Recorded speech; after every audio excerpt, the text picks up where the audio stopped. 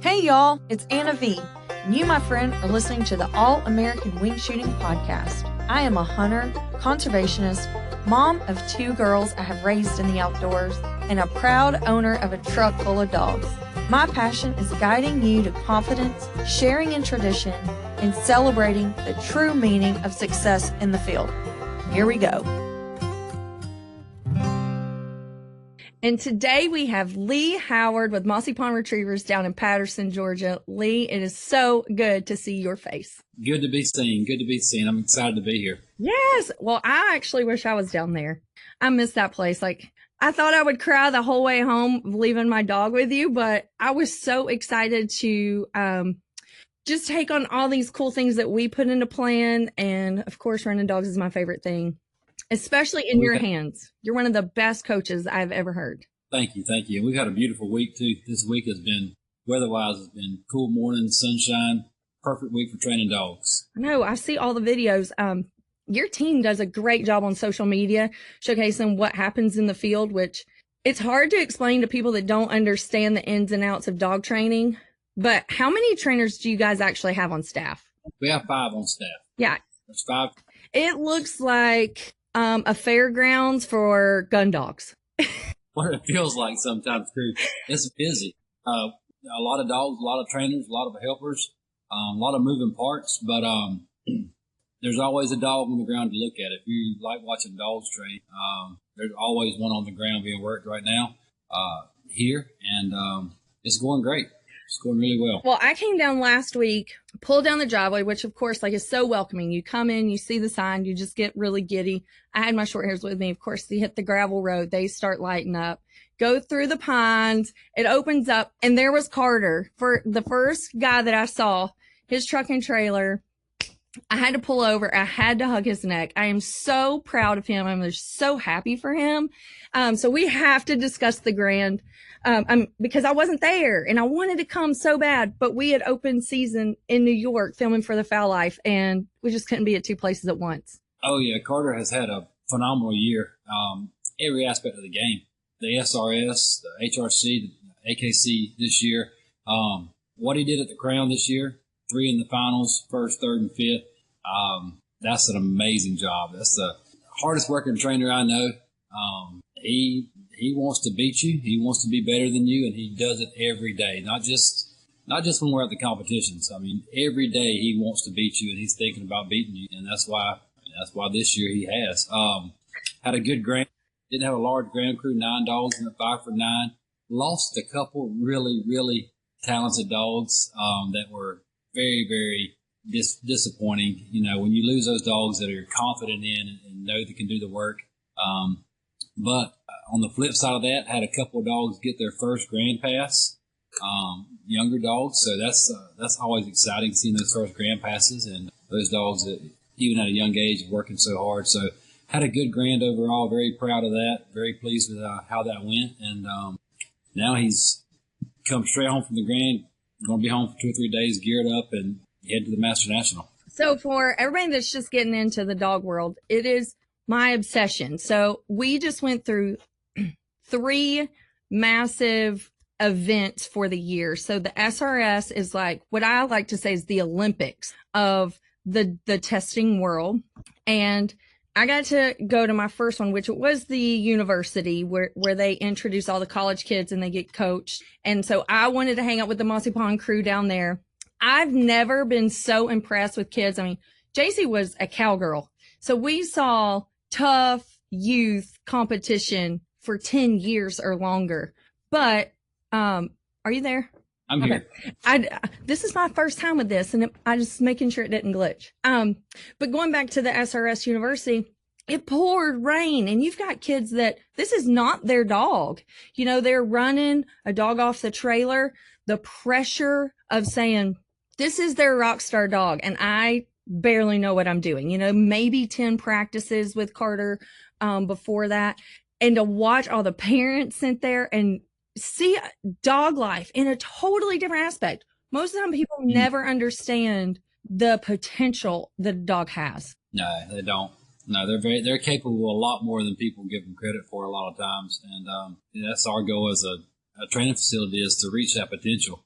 I love it when a client gets here and we do something with their dog and they're like, wow, I didn't think they would ever do that. You know, that's what we work for. And to see those dogs doing those things, it is impressive. I've been doing it for 15, 16 years now, and I still am impressed watching a good dog work. Me too. I get so addicted to the process. It's almost like you get to be a kid for forever. Oh, exactly. Yeah, you do. You get to see it's something new every day. Watching a young dog get started, doesn't know anything, and then watch that building process, watch him learn and put it all together at the end. That's exciting to me. That's why I love it. It is. And then Carter himself is young. You know, Yeah. I was referring to him as a kid and somebody was like, I'm pretty sure he has a kid. And I'm like, but he looks like he's 18 and he had so much success out of the gate. You cannot help but jump on and be a fan of the trainer and the dogs, like as a team themselves. It's like, I told him, I said, I'm just going to put all this gear on, put the dog's names on the back of the shirt, like tailgate at the test, because you're just like, you just want everybody to win. SRS, of course, you can't. Once we get in over to the HRC world, everyone can win because you're competing against a test instead of other dogs in their score. And so when I talk to women, it's like the number one story, especially in the upland world, is I got started because of a dog. And nobody really understands how far that dog is going to not just go with its own potential, but how much it's going to push you with your potential.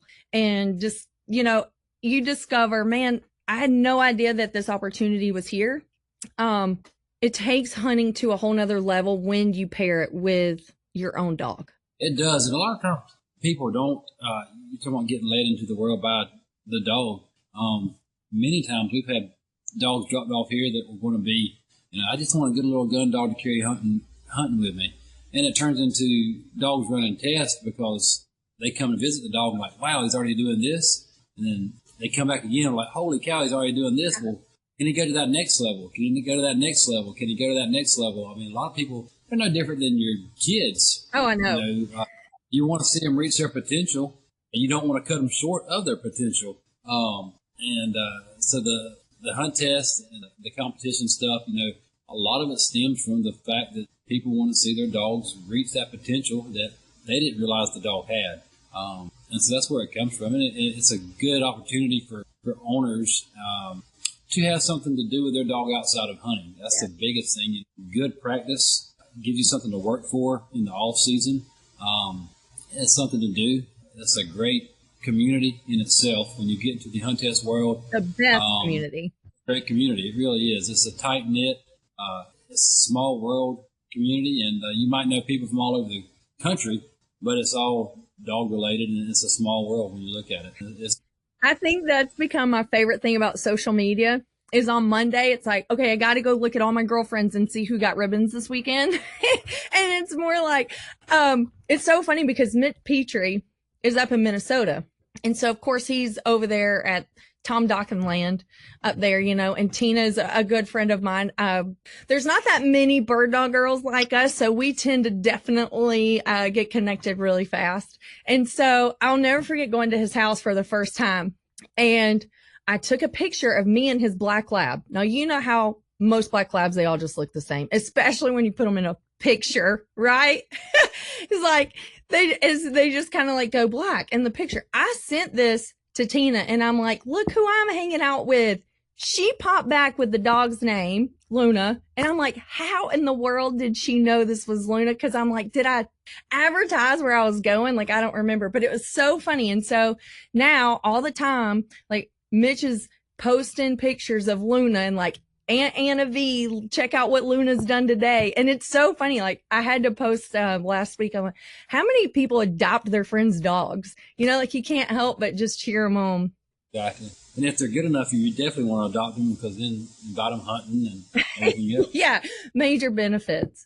So talking about getting involved, I lived it up tournament hunting. And boy, that rush is something that I can get on my soapbox and relive over and over and over. And I'm sure people are sick and tired of hearing about it.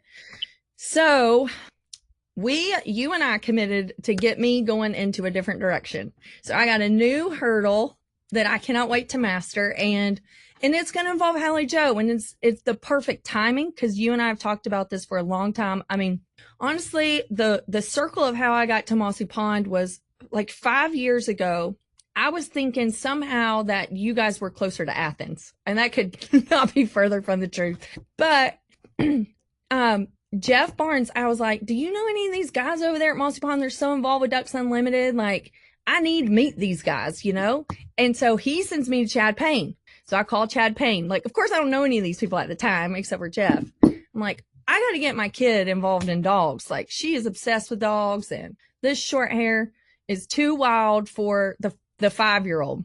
And so he sent me to Brad, and I made an appointment to come run dogs there and looked up the website and was like, holy smokes, that's 5 hours away. We can't make that commitment. I mean, I told Brad, we'll be there 2 days a week. We're committed to this. And, then I found out, God, you're far away. How did that happen? I got so excited about the dogs. I didn't even pay attention to the details. Yep. I remember. So now we'll just load up and come. If we have to go back to homeschool, we will. That'll work too. Yeah. So it's been really cool because since that happened, Brad's opened a ton of doors for me in the industry, introducing me to people, helping me find places where I fit. And then we got to circle back around. So I love that story. I love showing people that the relationships that you make literally last a lifetime. They can, for sure. Absolutely. So here we go, HRC. Now, I've never ran an HRC hunt test before. Taterbug's been in the AKC. So we chose the more hunting-like route because we definitely have hunting dogs. And we love that culture. It is. And that is, that's what the HRC is built around. It is that hunting culture. I mean, that's what it was originated for. Was for the man, woman with the hunting dog to still be able to go out and test. You use a real gun. We're shooting poppers, but you, as a handler, have to shoot the gun on the line. You're blowing your duck call. You're in camo, top to bottom. So they are revolving it around hunting and your gun dogs and that aspect of the game in the world. So it is a good one to get involved with if you are a hunter and want to continue to work in your hunting dog in the off season. It's a nice, easy entry. Easy? Hunt. It's easy if you have a pro training your dog. I mean, it's not, even without a pro, but yes, a pro definitely does help get you involved, teach you the ropes, introduce you to how it's going to work. I mean, in a normal training day, you witnessed it the other day when you were here. A setup that we run, I mean, that's like you're going to see an HRC test. You're going to have your hold blind. You're going to have your duck racks. You're going to have all these things. And so from a pro standpoint, if you have your dog with a pro, you get to see those things and get more comfortable with them. Definitely, before you get there. Before you're baptized by fire. Yeah, exactly. And that, we don't want any of that. We don't want that to happen, with any of our clients or any of our dogs. The handler is an important aspect in the test. So we want the handler as prepared as the dog is. So it is. I can't wait to post our videos because we did make videos how to, and this was my first time sitting, like, as all the experiences that I have, I've never, mock ran a HRC test. So that really was the first one. The only thing we didn't do is blow a duck call. So let's talk about that. Blow the duck call. I mean, I had mine in the truck, but I really wasn't ready to blow it in front of an audience.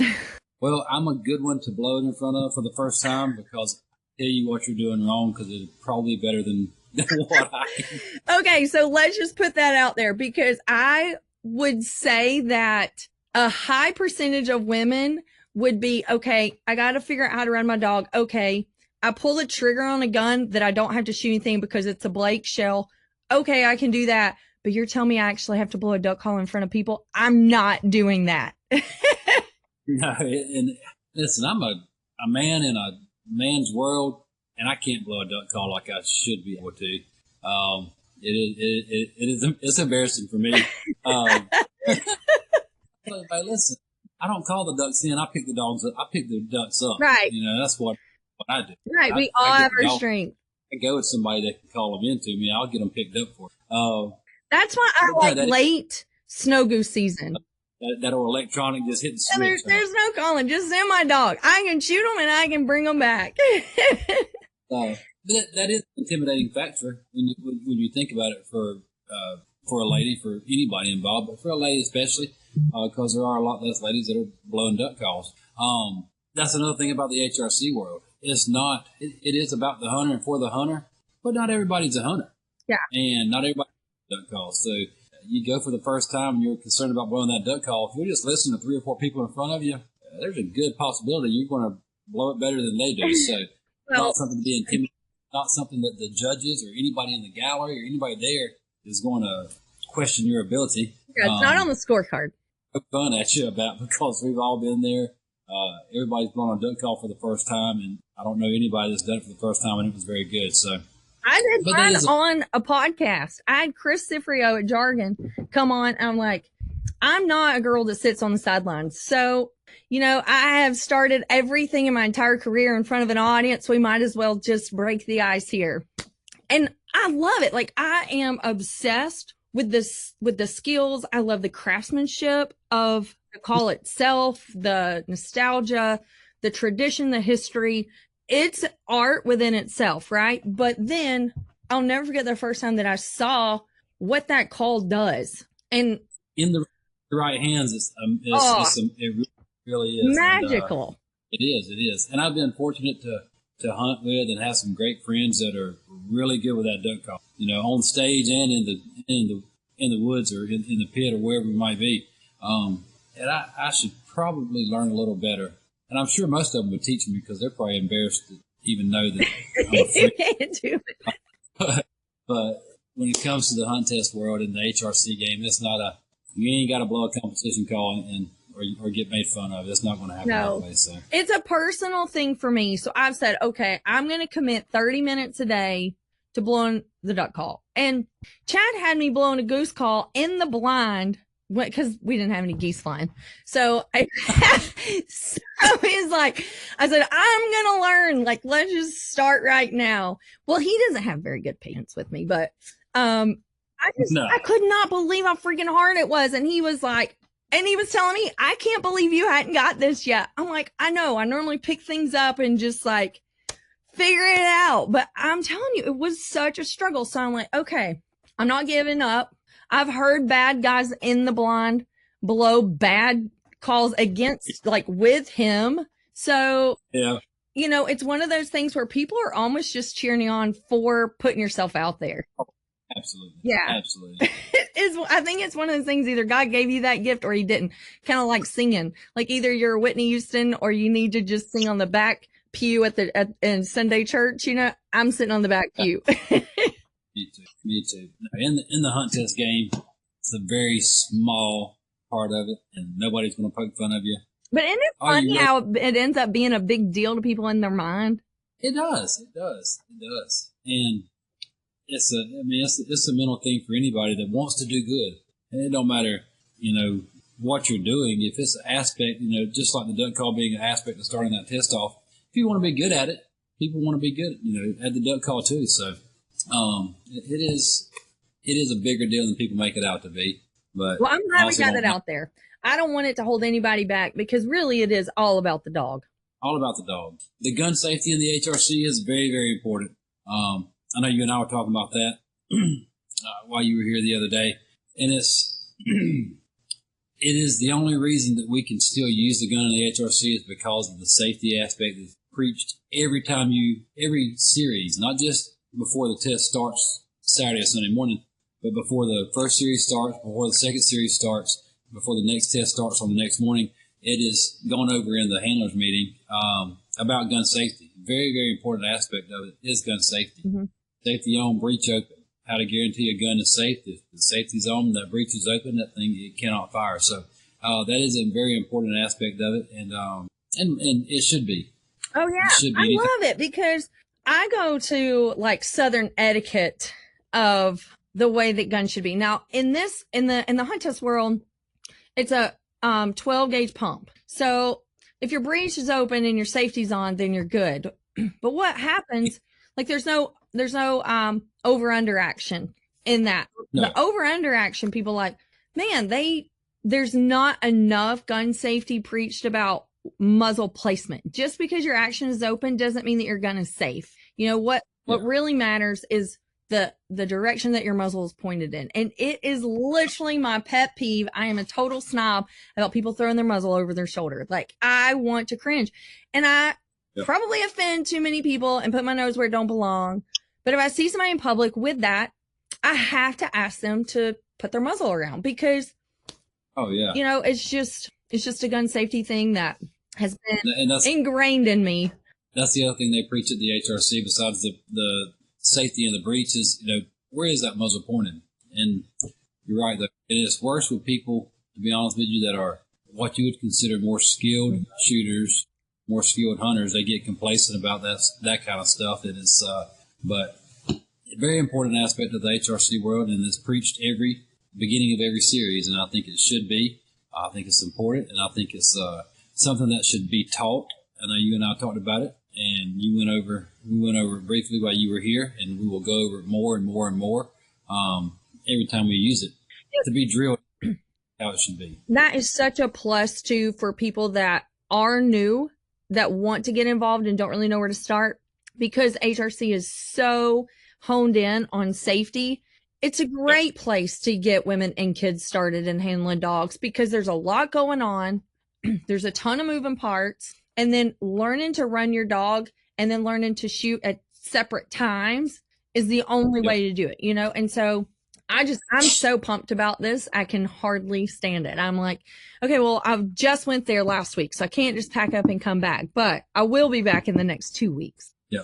Now, I know a lot of ladies that have started off running their dogs in the AKC. They moved over to the HRC. They started running their dogs and using the shotgun, and then started hunting because they saw that they can do it together. They can run the dog, handle the gun safely. Yeah.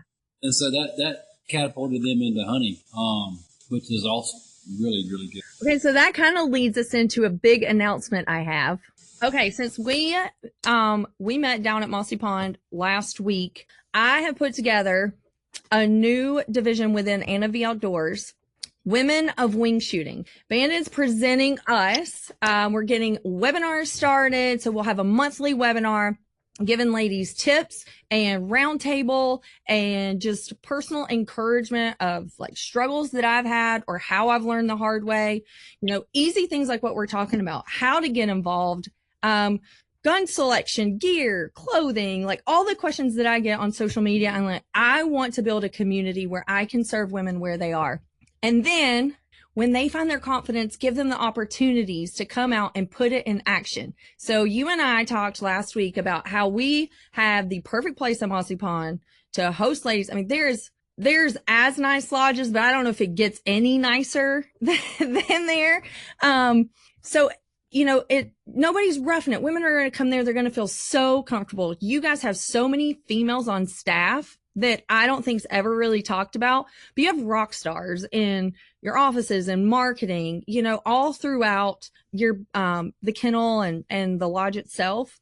It's just a perfect place. Like, Mossy Pond has such a name for dog training that I don't know if the gun dog community really knows what all you guys offer. And I don't know that they do either. It's a, you know, with the gun dog training and the training we have here, the outfitter side of the business, with the duck hunts, quail, walk-up pheasant, hogs, all the hunting that's involved in the work that goes into the hunting and how successful that operation has become, and the people that are putting the work into that. It really is a great opportunity to have a dog train, hunt that dog here with us. Yeah. All in the same place. And you know, just coming and hunting in general, if your dog wasn't trained here, if you don't have a dog here, just coming and hunting, we have our 5-stand, we have our skeet range, we have our sporting clay course. 13 station, unbelievably nice, beautiful clay course. Yeah. So to practice your shooting and get warmed up and get ready. And then the wing shooting, like I said, the quail, the pheasant, the ducks, you know, it's a easy access, and it's not controlled, but kind of controlled. Very comfortable setting for people to get into with some shooting, guaranteed hunting. that you can get your practice in and have a blast doing it. And build your confidence and real like and get the understanding of the feel for working a dog and carrying a gun. Like Tater is still never been turned loose in the field. She, having the opportunity to say, we can go hunt over pointers or retrievers, because the difference is, which people may not know, your pointer is going to go on point. Now, if it hasn't been studied for that, like my dogs aren't studied to that, because we ran a clock game, and when that bird flew, as soon as it was safe, it was down. I mean, it would have been awesome if I would have just dropped it right in their mouth, right, and brought it right back. So I hoped that they were as close, as close to that bird as they could be. I have missed finals at like 3/4 of a second or so. I mean, like not even a full second I've missed finals for. So I knew that every second mattered. So now I feel like my short hairs are worthless besides holding down the couch. But when you get to that point of introducing of women, if you want to go the pointer route, then you have a dog that's going to be steady through shot. So that dog is going to stand point when it locates the bird. You're able to flush the bird or have somebody flush the bird, shoot the bird. Even the dog could be released by name, depending on how steady. I mean, it could go as far as you want him. That ensures that women don't, or, first time hunters don't have the concern of missing, because there's no way that your brain is going to allow you to stay on a moving target if you are concerned about an object also moving in the same direction, right? So you're always going to be off. And then what's super cool about a retriever is the whistle sit. You just toot your whistle, that dog parks itself, and you're good to go. And so that's what's so cool about what you guys offer, is that anybody can come. If you want to get your kids started, if you want to, I mean, my grandmother is 85 now. At 83, she was still shooting deer. Now, if I'd gotten her into hunting when she had been in her 60s, if I'd started wing shooting then, I would be taking my grandma out there, like anybody can get started where you guys are. And, to get like the little kids, like the 3, 4, 5-year-old kids that are so tiny that love their puppy dog at home, you guys give them an opportunity to go duck hunting in flooded timber where they're not freezing. Like, they have the luxury of getting to experience their dog and what their dog's meant to do without just having daddy stories, because the real world is too harsh. Yeah, exactly. No, and that's exactly what we want. Our dogs, from a training perspective, when they go home, we want them to be family dogs. We want them to be a part of the family, and from that aspect, we want the family involved with the hunting. You're talking about the kids, 3, 4, 5, 6, 7, numerous occasions, and every opportunity we can get. When a family comes to pick up their dog, the trainer, the dog, and that child, 4, 5, 6 years old, they take time together. Oh. Let that child learn the commands and what they, and get that dog to work for that child. Same thing with the husbands and wives. We want everybody involved in handling that dog. So the dog will work for the entire family and truly be a part of. Well, you can feel that family aspect coming to Mossy Pond. Like when I was just there, your 2 boys, they palled around with us all day long, and you feel comfortable to bring your kids there. And really, when you go, it's a place that you don't want to leave, no matter how old you are. The kids never want to leave, because it is literally just 1,500 acres of playground. And then for the adults, it turns into being the same thing. It feels like camp. Absolutely, it is. It's like you said, 1,500 acres of birds and ducks. Birds and dogs, and luxury accommodations. Like, what more could you ask for? Yeah, good food, good place to stay, and it's definitely hard to get away from. So I think we pretty much tempted everybody listening to make a trip to Mossy Pond. Of course, mossypondretrievers.com has everything listed on it if you just want to book a hunt or go down for the day.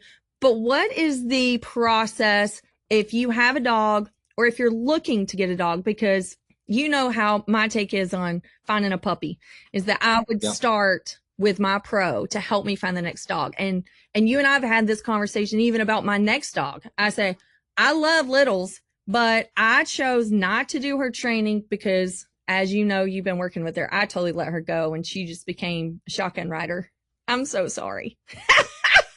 I I was like, man, I know you're going to go down there and I should probably like get you all tuned back up to go to training. But I'm like, nah, we're just going to love each other and you're just going to ride around with me and they can put the buttons on you the way they want it. There you go. No, the problem finding the dog or getting a dog down here to us, very simple. Call me anytime. Tell me what you have. Tell me what you want that dog to do. Tell me if you don't have the dog, tell me what you're looking for. I can find you the puppy. I can find you the older dog. If you already have the dog, like I say, let's make a game plan. What you want to use the dog for.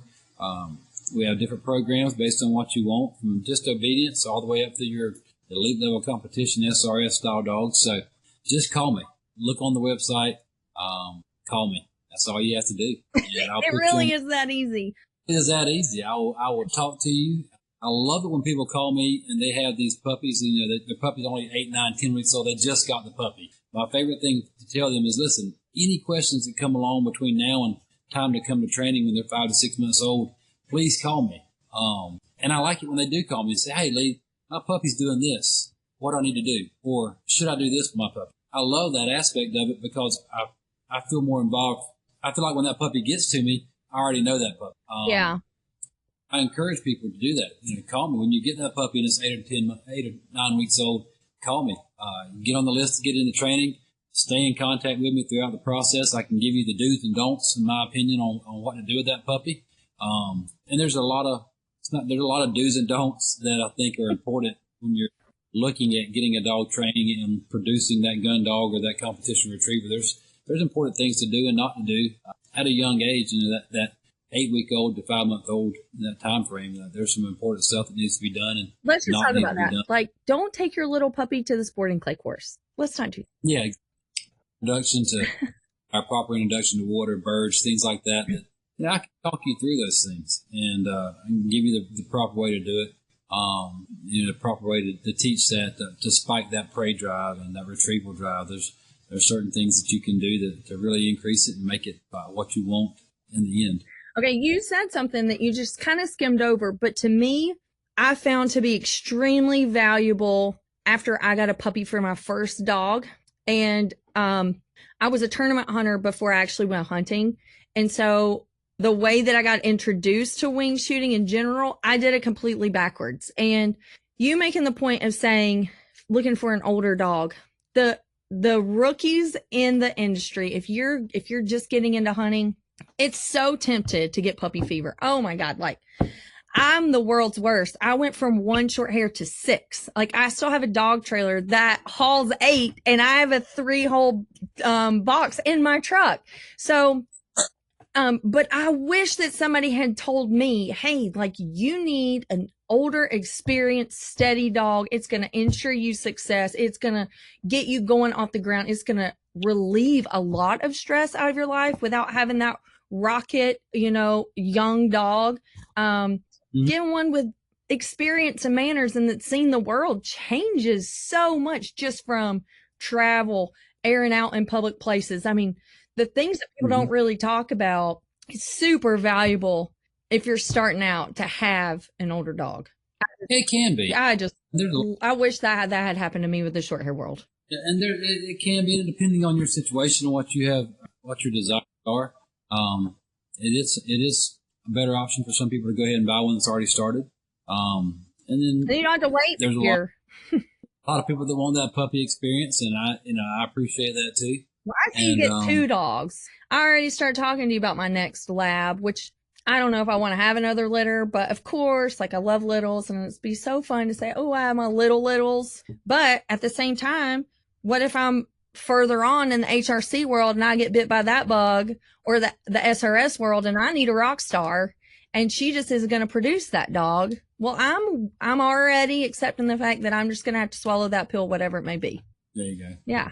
And it's fun. Like, it is so much fun to go through the journey of building a dog. It is. It really is. I mean, that's why I do what I do and why all my guys out here do what they do. There was another point you made about that. You do have 5 trainers on staff, and you said to call you to get your dog on the list, because just because you guys have a lot of trainers is because you got a lot of demand. So if you do think that you might want to send your dog to Mossy Pond, call them sooner rather than later. Yeah, call me. And get on the list. It's not a time frame wise. We have a big turnover. We have a lot of gun dogs and stuff that rolling in and out of the kennel. So their openings are coming up and regularly. But definitely call me and get on the list. Make sure that when it is time to come, that you have that spot. It's just so exciting. I am so excited to say I've got a dog in training. I miss that life. I miss the 4 o'clock mornings and headed to the kennel and waking up, and man, in the middle of it, it becomes redundant, and the barking and all that. Like, you end up being like, for real. But then when it goes away, God, you miss it so much. Oh yeah, absolutely. Well, I can't wait. I can't wait to see where this takes us, where the ladies events go. So if you're listening and you are interested in coming to one of our events, definitely follow Anna V Outdoors _ on Instagram. It's Mossy Pond Lodge on Instagram. You will find all the details as they unfold there. We are working out dates as we speak. And we're looking at doing a minimum of 1 a quarter. So based on season is what you're going to get. So there's no way we're going to have women come down there and not be cocktails in the cattails. That's what I already named that one. Like, we're gonna be there at that fire pit watching somebody run some watermarks. There you go. That sounds like a plan. Yeah. So that's going to happen. And then in the summers, we're going to do, we'll definitely do dog work. We'll do intro to shooting clinics or advanced shooting clinics. But throughout the season, I cannot wait to get down there and do a pheasant hunt. Come on. Yeah, that'll be so much fun. Well, thank you for coming on. We're going to do this probably every other week. Lee's going to come on. We're going to get into details. We're going to talk about shooting. We're going to talk about running your dog. We're going to talk about genetics. We're going to educate you from the ground up about all the details that make our world go round. And you might be a rookie right now, but by the time that you listen to us for 6 months, you're going to feel like you've been here a long time. Very good. Very good. Looking forward to it. Thank you very much, Ann. Anytime, Lee. I can't wait to see you. We'll be down there soon, and smooch littles for me. I'll give her a little. I'll tell you, call. I'll tell you. All right. See you soon. Thank you, ma'am.